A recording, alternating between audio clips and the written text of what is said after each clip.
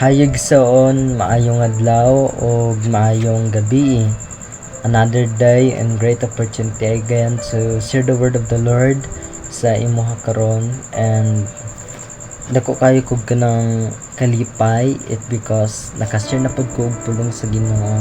Every single day dako kayo kog kanang pasalamat sa Ginoo it because nakashare na pud ko og pulong sa Ginoo. And this opportunity is makatabang siya sa atoa. It because I share the word of God. I-share na ko kung unsa jud ang kanang goodness nga akong nadawatan, and gusto na ako ang kanang goodness nga nadawat na ako sa Ginoo.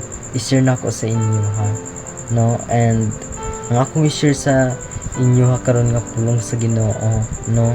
Gamay lang ni siya nga verse. In short, kamay lang ni siya nga sentence, but dako kay siya kanang value sa tagsa nato nga kinabuhi. Most especially makatabang siya about sa ato ang pagtuo sa Ginoo and also sa ato ang kanang spiritually. Ana gani ang pulo sa Ginoo nga makita sa 1 Thessalonians chapter 5 verse 21. Ana ang pulo sa Ginoo: sutaan ninyo ang tanan, ampingi ang maayo. Which is ang gasulat ani the book of Thessalonians si Apostol Paul. Mo kini ang giingon ni Apostol Paul, no, ana siya nga sutaa, which means kanang kumbaga everything bitaw kinahanglan nato ni siya i-check, or in short every information nga atong makita kinahanglan nato ni siya i-check if maayo ba ni or dili, if makatabang ba ni siya sa atoa or dili, if naa ba ni siya purpose or wala.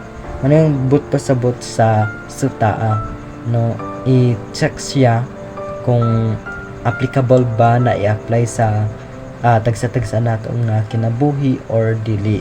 And ana siya ampingi ang kanang maayo, which is good siya, no, it because ang maayo kinahanglan jud nato na siya ampingan sa atong kinabuhi.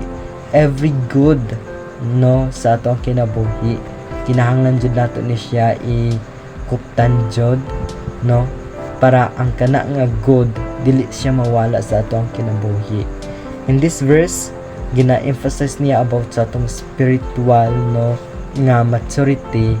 Kinahanglan jud nato i-develop pa ang ato ang kanang pagtuo sa Ginoo, no, and kanang ang faith nga naa sa ato kinahanglan mag-grow ta, and in short ang kanang dili maayo, no, nga mga butang kinahanglan jud nato na siya i-disregard it because if we follow God, no, kinahanglan ma-separate ta sa pamaagi sa kalibutan, no, kinahanglan ma-separate ta ani it because we will focus to serve the living God, no.